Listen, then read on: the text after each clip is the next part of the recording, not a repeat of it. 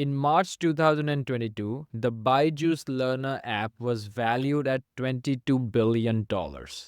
In October 2023, that reduced to $1 billion, and in October 2024, that reduced to almost zero. Founder and CEO Byju Ravindran said that they grew too fast and the investors started to pull their money back, and they also had some other financial issues. But the reality is different. The first reason why Byju inevitably failed was because they had a terrible product. They all promised that the courses that these guys were selling through their tabs, they were amazing and it will help students achieve all of their academic dreams and aspirations. It will help them crack the toughest of entrance examinations. It will help them get into the most premier institutes of this country, all of which were lies. Their content was average at best. It had spelling mistakes. It was not as good as other coaching content created by like Akash. I mean, I know that Byju's acquired Akash Educational Services, but Akash had better content. I think Byju's Learner app would have fared better over the course of time if they had just used Akash's content.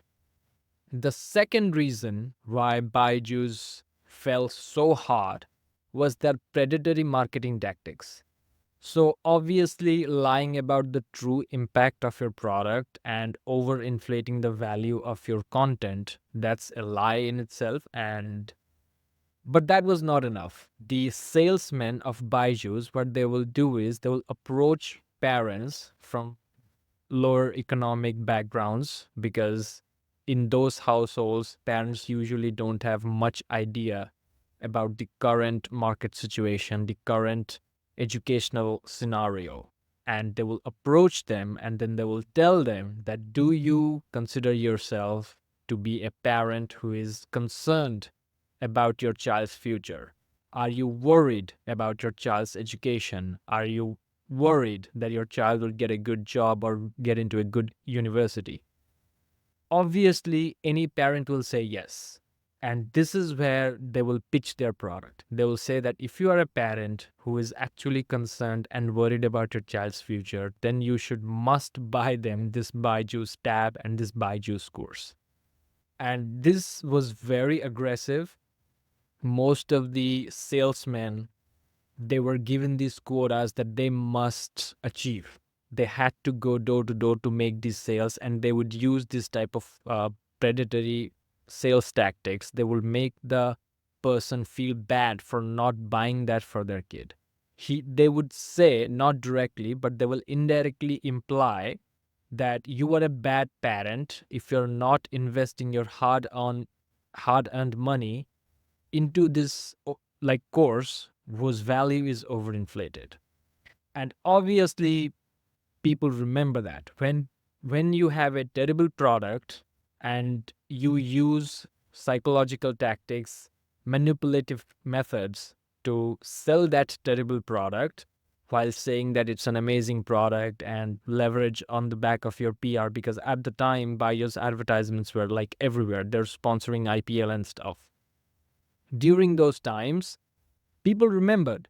People knew that the salesmen were scumbags. And I have even met some of those Byju's salesmen in my life, and they have said it. They said that they did not like the script that was handed to them.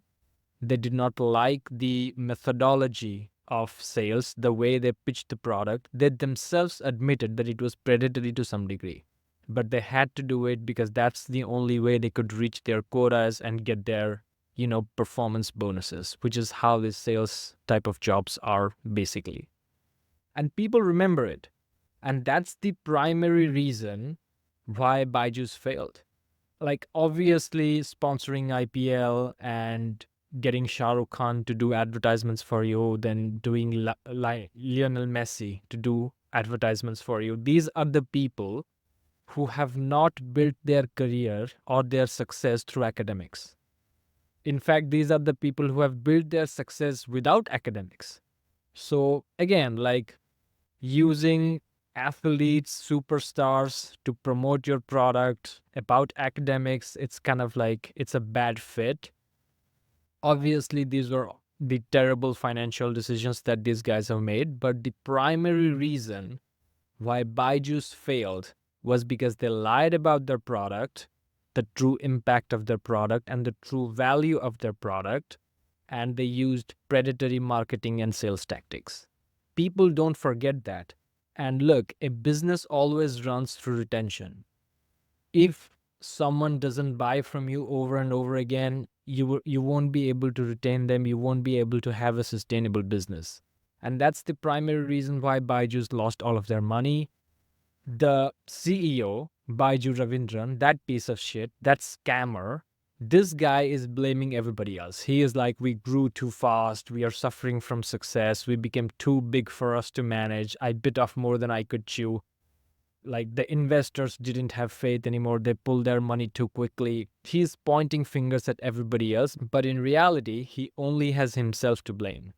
Thank you for watching. Like and subscribe, and I'll see you in the next one.